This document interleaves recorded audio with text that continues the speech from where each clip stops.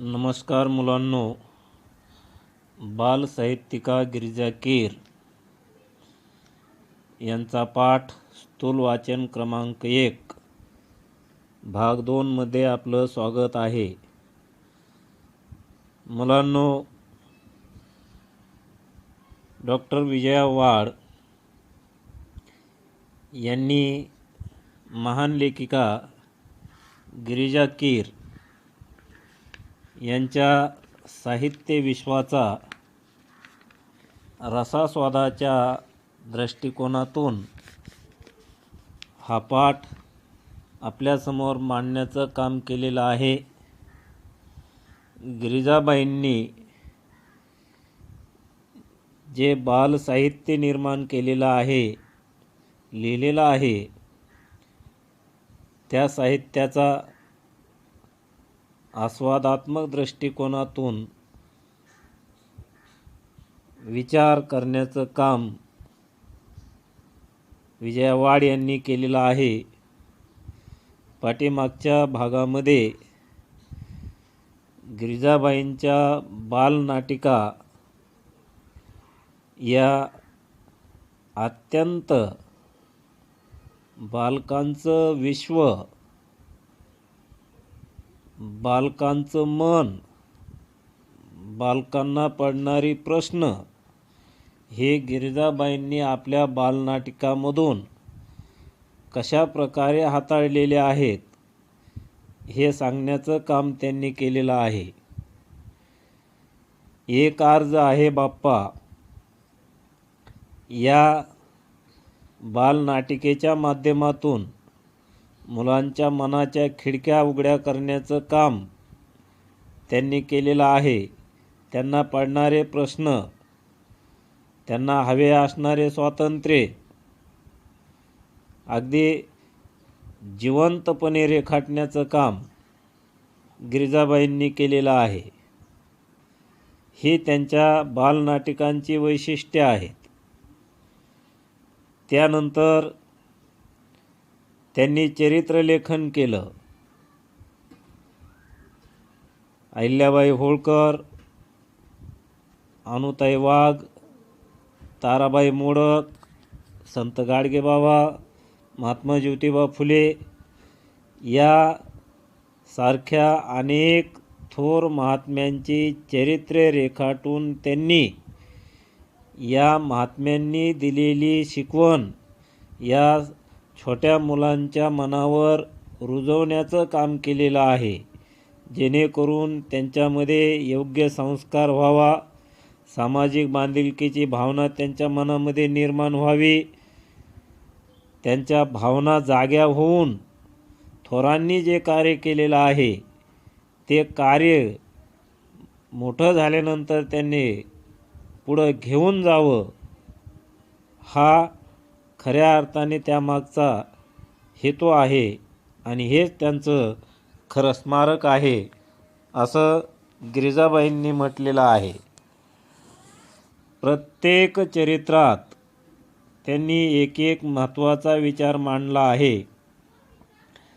उदाहरणार्थ महात्मा ज्योतिबा फुले यांच्या चरित्रात गिरिजा कीर लिहितात, प्रत्येक सुशिक्षित स्त्रीला आपल्याला लिहिती बोलती करणाऱ्या या पित्याचं ऋण कधीही विसरता येणार नाही. ऋण म्हणजे उपकार.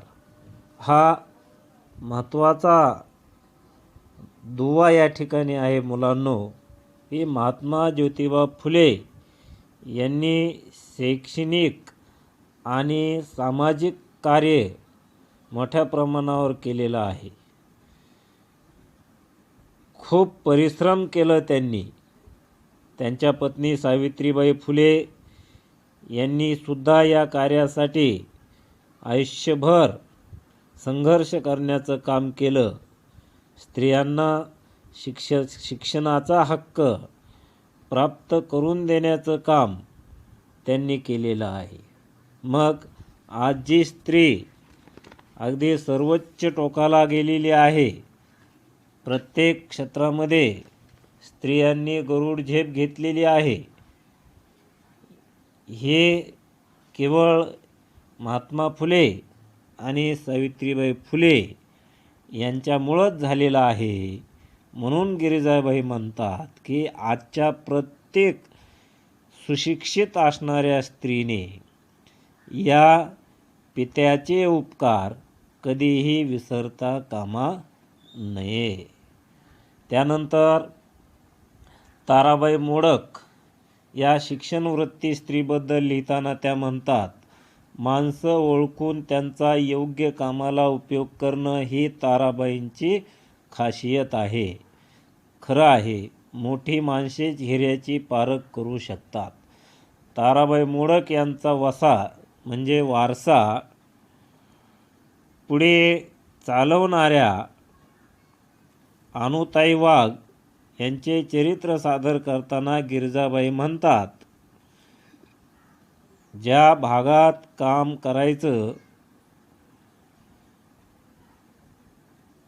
त्या भागातील मुलं शिकती आणि शिक्षणासाठी येती करणं, त्या परिसरातल्या जीवनावश्यक अडचणी लक्षात घेणं, कार्यानुभव शिकवताना रोजगाराची संधी उपलब्ध करून देणं, त्यांना समजेल अशी भाषा वापरणं, श्रद्धेनं शिकवणं, त्यात प्रेम ओतणं या गोष्टी अनुताईंनी आचरणात आणल्या. जन्मभर ते कार्य पुढं नेण्यासाठी सळसळत्या रक्ताची तरुण मुलं पुढे येवोत, हेच अनुताईंचे खरे स्मारक ठरेल. मुलांनो, शिक्षणवृत्ती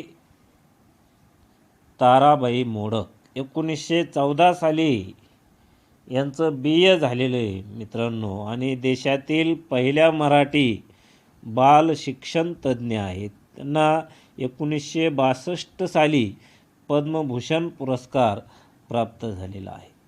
आता या महान शिक्षण तज्ज्ञांचंही चरित्र आपल्या अनुताईंनी लिहिलेलं आहे, गिरिजाबाईंनी लिहिलेलं आहे. आता गिरिजाबाई ताराबाई मोडक आणि अनुताई वाघ यांचं चरित्र सादर करताना काय म्हणतात? मुलांनो, आपण इयत्ता 9वीला एक होती समयी हा पाठ पाहिलेला आहे. त्यामध्ये उत्तम कांबळे यांनी अनुताई वाघ यांचं सुंदर वर्णन केलेलं आहे. बाळांनो, आदिवासी मुलांमध्ये जागृती निर्माण करण्याचं काम, आदिवासी मुलांना शिक्षण देण्याचं काम आणि त्यांच्यासाठी अहोरात्र झटण्याचं काम ताराबाई मोडक यांनी केलेलं आहे. जवाहरमधील कोसबागच्या टेकडीवर ज्ञानयज्ञ तेवत ठेवणाऱ्या थोर समाजसेविका शिक्षणतज्ज्ञ अनुताई वाघ या ताराबाईंच्या शिष्य आहेत. जे ताराबाई मोडक यांनी भरभक्कमपणे शैक्षणिक संस्था निर्माण केली, त्यांच्या निधनानंतर अनुताई वाघांनी त्यांचा वारसा पुढं घेऊन जाण्याचं काम केलेलं आहे. बाळांनो, तुम्ही इयत्ता 9वीचा त्यांच्या जीवनावर आधारित असणारा पाठ एकदा अवश्य वाचा. मग त्यांचं दुःख आपल्या लक्षात आल्याशिवाय राहणार नाही. त्यांनी शिक्षक, मार्गदर्शक, कार्यकर्त्या, विचारवंत, लेखिका अशा प्रत्येक भूमिका त्यांनी पार पाडलेल्या आहेत अनुताई वाघांनी.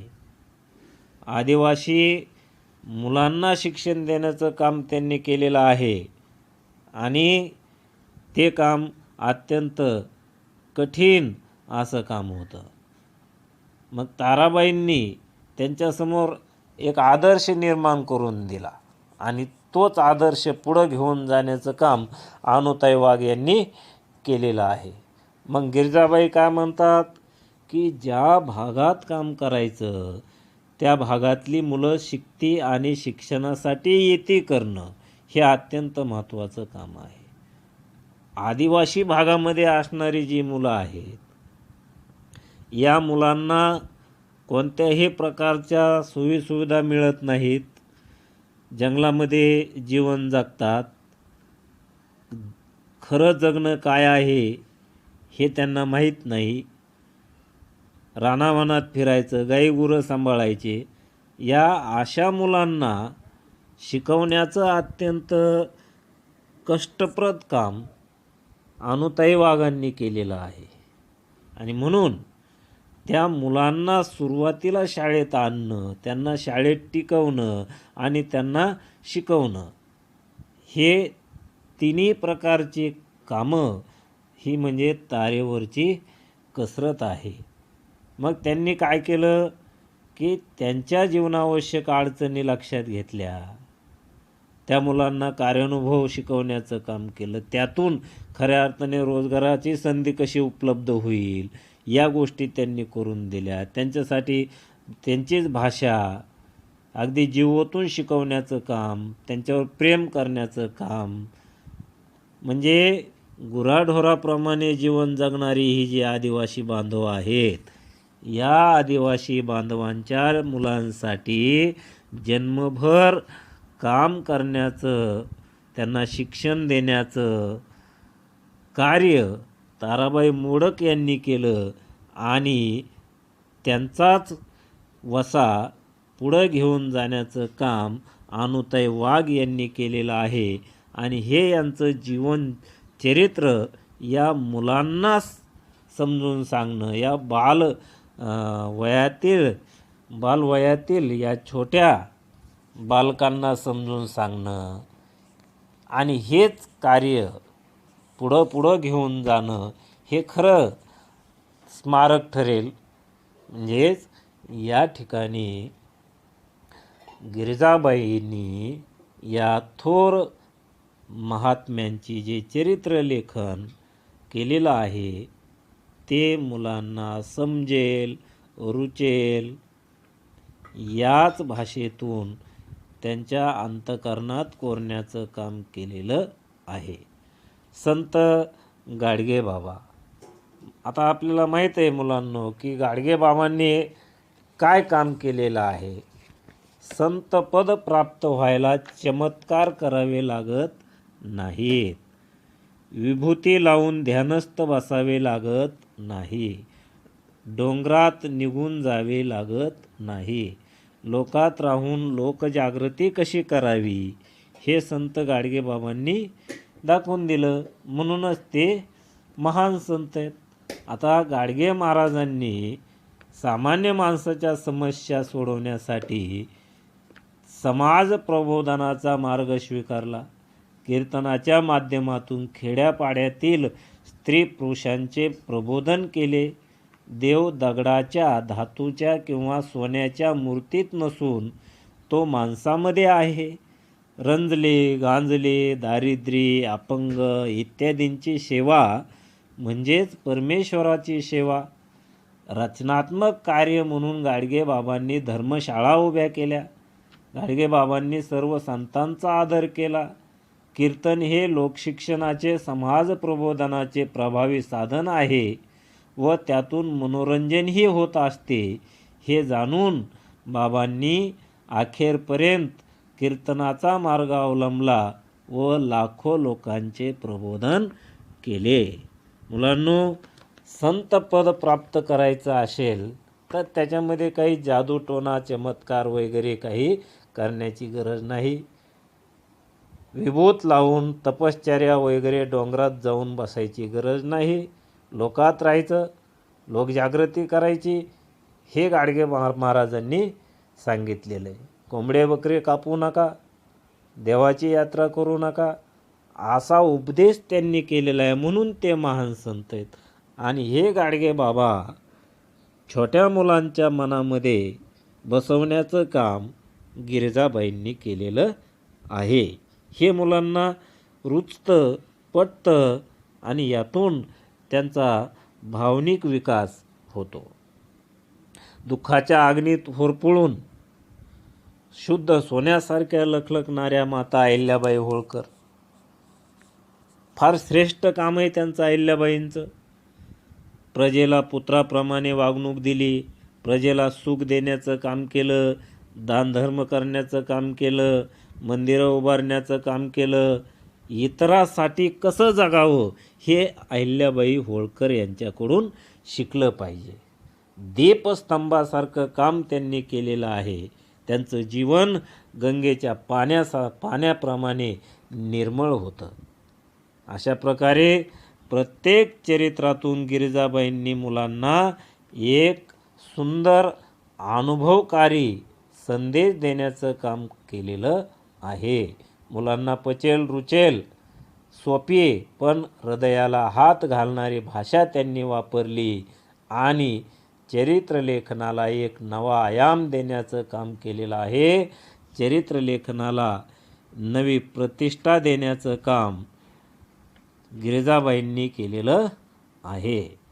मुलांनो, गिरिजाबाईंनी बालांसाठी विपुल कथाही लिहिल्या आहेत. तू सावित्री हो या पुस्तकात एकूण 8 कथा आहेत. त्यातील गोष्ट एका माणसाची ही कथा नितांत सुंदर उतरली आहे. मधू या गरीब मुलाची आई आजारी पडते.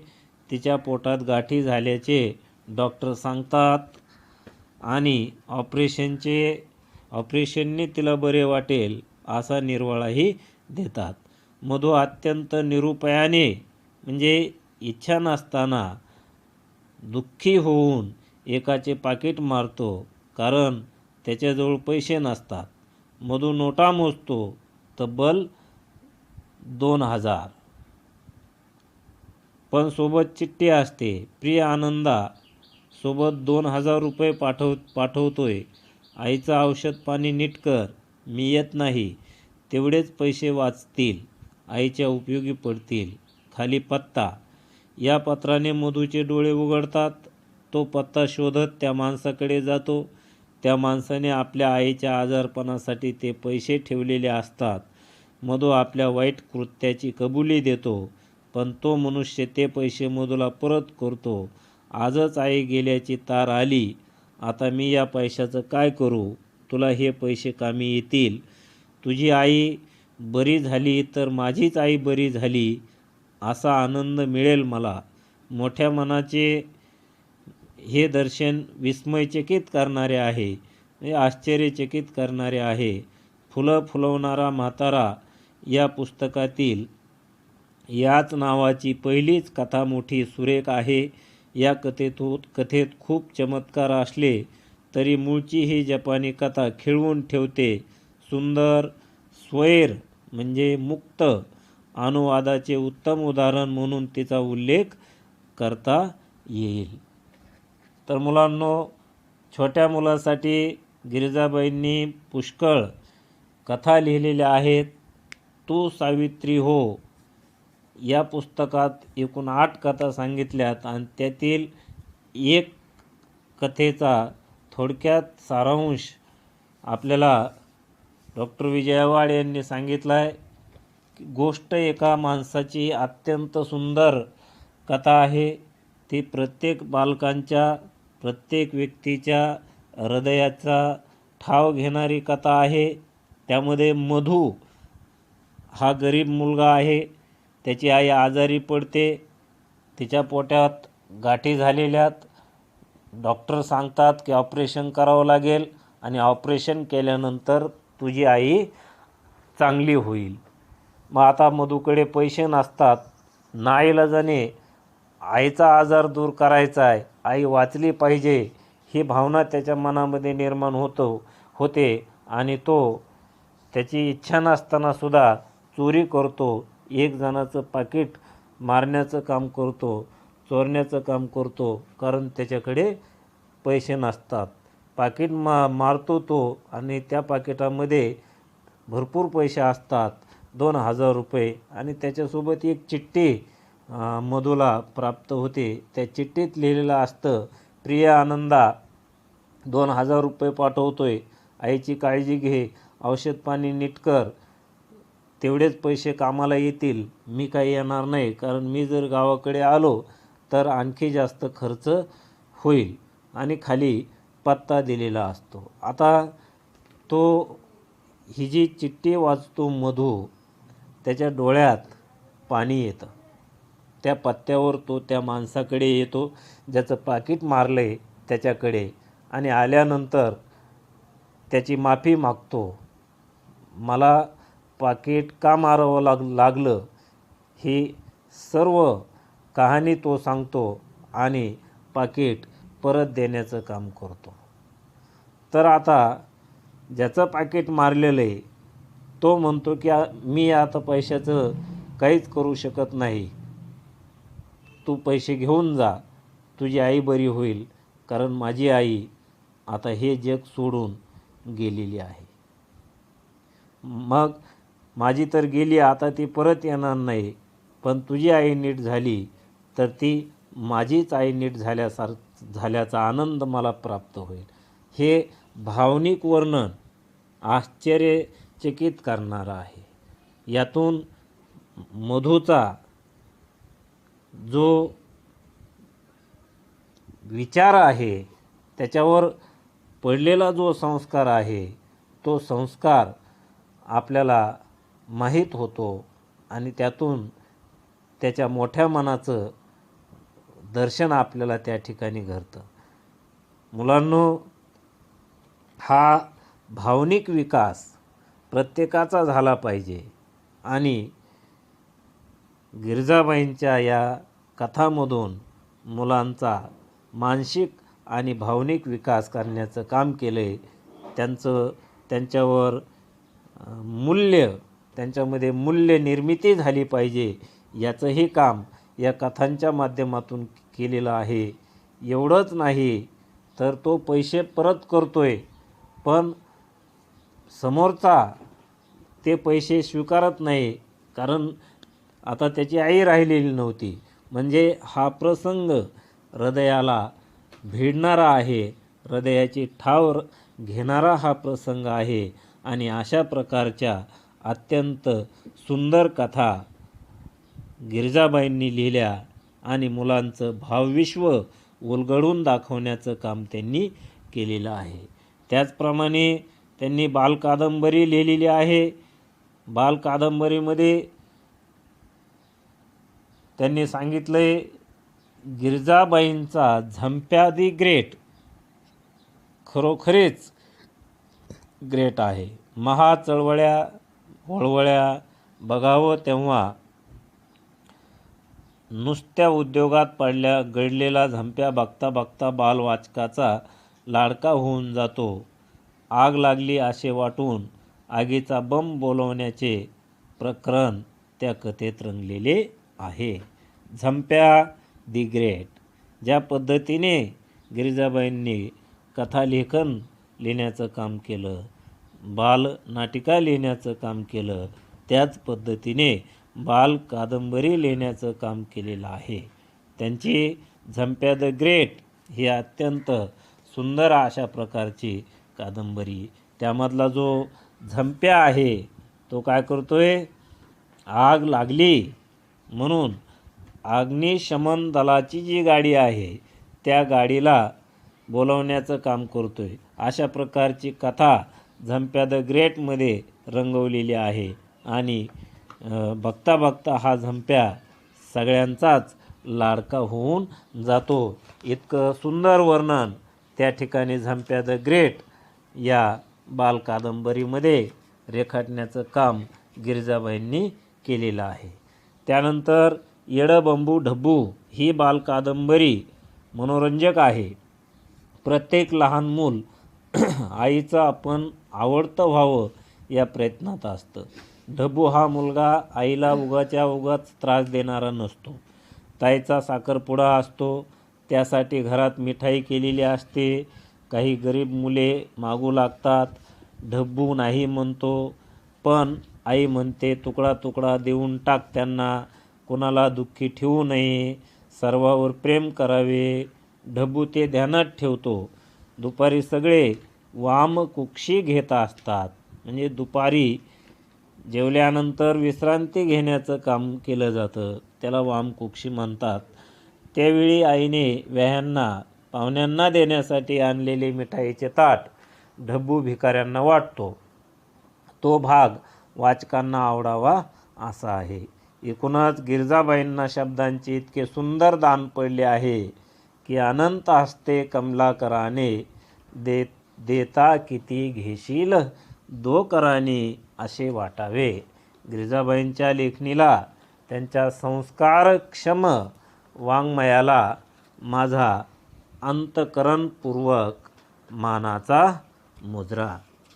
कुणालाही दुःखी ठेवू नये. येडबंबू ढब्बू हे बालकादंबरी मनोरंजक आहे.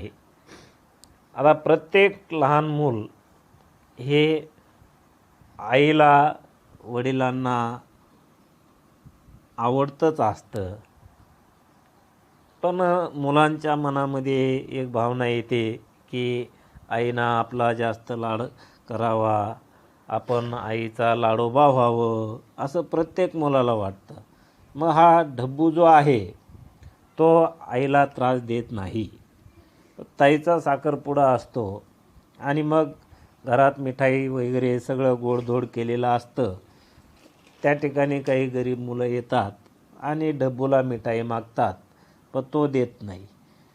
मग आई पाहते आणि सांगते की ढब्बू, तुकडा तुकडा मुलांना दिला पाहिजे, सर्वावर प्रेम केलं पाहिजे, कोणाला दुःखी ठेवू नये.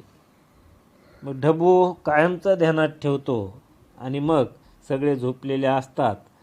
पाहुण्याला मिठाई देण्यासाठी आईनं मिठाईचं ताट भरून ठेवलेलं आहे आणि ढब्बू काय करतो, सगळ्या भिकाऱ्यांना वाटून टाकतो. आता हा भाग आवडणारा आहे, कारण इथे सर्व व्यापक विचार मांडलेला आहे. लोक संकुचित विचार करतात, पण ढब्बूनं सर्वावर प्रेम करावं, कुणाला दुःखी करू नये, हा आईचा जो संस्कार आहे तो संस्कार कायम मनात ठेवण्याचं काम केलेलं आहे. म्हणजेच नातेवाईक असतील, शेजारी पाजारी असतील, मित्रमंडळी असतील, आपल्या परिसरातील लोक असतील, हे जात धर्म याचा विचार करू नये. ढब्बू स्वतःच्या वागण्यातून समाजातली ही विसंगती दाखवून देण्याचं काम या ठिकाणी करतो. संकुचित विचार सोडण्याचं काम करतो. भिकारी हे सुद्धा माणसेच आहे आणि त्यामुळं त्यांना मिठाई वाटली याचा आनंद ढब्बूला झालेला आहे आणि हा भाग खरंच वाचकांना अत्यंत आवडीचा आहे. म्हणून शेवटी आपल्या लेखिका म्हणतात की गिरिजाबाईंनी एवढं सुंदर लेखन केलेलं आहे, त्यांना इतकी लेखनाची सुंदर अशा प्रकारची प्रतिभाशक्ती प्राप्त झालेली आहे की अनेक हाताने ईश्वराने जे दान त्यांना दिलेलं आहे, तर आपण ते दान 2 हाताने किती घेणार आहोत त्यांच्याकडून, इतकं दान त्यांना परमेश्वराने दिलेलं आहे. अनंत हस्ते कमलाकराने देता किती घेशील दो कराने. ईश्वराने अनेक हाताने हे साहित्याचं दान त्यांच्या पदरात टाकलेलं आहे. आपली झोळी अगदी 2 हाताने किती प्राप्त करून घेईल, 2 हाताने आपल्याला झोळीत किती येईल हे दान, असे त्या ठिकाणी त्यांना वाटते. म्हणून गिरिजाबाई यांच्या लेखणीला डॉक्टर विजया वाड यांनी अंतःकरणपूर्वक मानाचा मुजरा केलेला आहे. त्यांचं जे संस्कारक्षम साहित्य आहे, हे संस्कारक्षम साहित्य निर्माण करण्याचं जे त्यांनी काम केलं आणि मुलांचे प्रश्न त्यातून मांडण्याचं जे काम केलं, ते खरोखरच अत्यंत उत्कृष्ट दर्जाचं काम आहे, अत्यंत सुंदर असं काम आहे. म्हणून मुलांच्या भावविश्वाकडे, त्यांच्या प्रश्नाकडे, त्यांच्या मनातील कल्पना असतील त्या आपण ऐकून घेतल्या पाहिजे. त्या पूर्ण करण्याचा प्रयत्न केला पाहिजे. आपल्याप्रमाणेच त्यांनासुद्धा स्वातंत्र्य आपण बहाल केलं पाहिजे, जेणेकरून त्यांच्या मनातले विचार हे मनात न राहता ते बाहेर येतील आणि ते सुद्धा भविष्यामध्ये एक फार मोठं समाजसेवेचं कार्य करून आपल्या देशाचं नाव उज्ज्वल करतील असा आशावाद या पाठाच्या माध्यमातून केलेला आहे. त्याचबरोबर मुलांचे जे वेगवेगळ्या प्रकारचे प्रश्न आहेत त्यांची कुचंबना होऊ नये, त्यांना योग्य न्याय मिळाला पाहिजे असाही संदेश या ठिकाणी या पाठामधून डॉक्टर विजय आव्हाड यांनी संदेश दिलेला आहे. आणि महान अशा प्रकारच्या साहित्यिका गिरिजा कीर यांच्या लेखनावर टाकलेला प्रकाश या पाठामधून अत्यंत सुंदर अशा प्रकारचा संदेश दिलेला आहे. मुलांचं विश्व रेखाटण्याचं काम गिरिजाबाईंनी त्यांच्या बालनाटकामधून केले, बालकथामधून केले आणि बालकादंबऱ्यामधून केलेलं आहे. चरित्रलेखनाच्या माध्यमातून ही त्यांनी मुलांचं भावविश्व व्यक्त करण्याचं काम केलेलं आहे. मुलांच्या हृदयाला साद घालण्याचं काम, त्यांच्या मनाच्या खिडक्या उघडण्याचं काम हे चरित्र करतात, त्यातून ते बोध घेतात. अशी अनेक गोष्टी गिरिजाबाईंनी आपल्या लेखनातून केलेल्या आहेत. आणि खरंच गिरिजाबाईंचं लेखन अत्यंत श्रेष्ठ दर्जाचं आहे. म्हणूनच गिरिजाबाईंनी डॉक्टर विजय आव्हाड यांनी गिरिजाबाईंच्या लेखणीला आणि त्यांच्या संस्कारक्षम साहित्याला काय केलं आहे, अंतःकरणपूर्वक मानाचा मुजरा केलेला आहे. धन्यवाद मित्रांनो. या ठिकाणी हा पाठ संपलेला आहे.